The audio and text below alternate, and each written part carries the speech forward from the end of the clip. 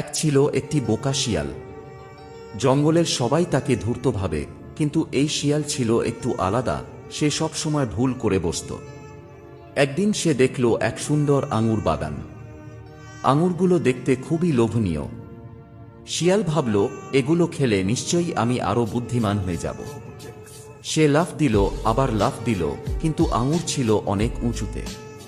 সে ভাবল, আমি যদি গাছটাকে টেনে নামাই।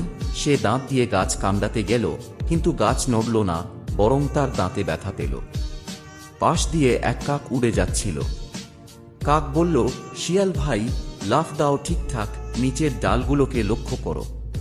কিন্তু শিয়াল গর্ব করে বলল, আমি কারো সাহায্য চাই না। অনেক চেষ্টা করে ক্লান্ত হয়ে শিয়াল বসে পড়ল।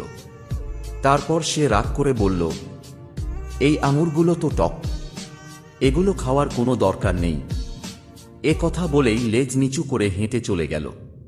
কাক হেসে বলল, নিজের ভুল স্বীকার করাটাই সবচেয়ে বড় বুদ্ধিমানের কাজ। অহংকার ও বোকামি একসাথে চললে কখনো সাফল্য আসে না।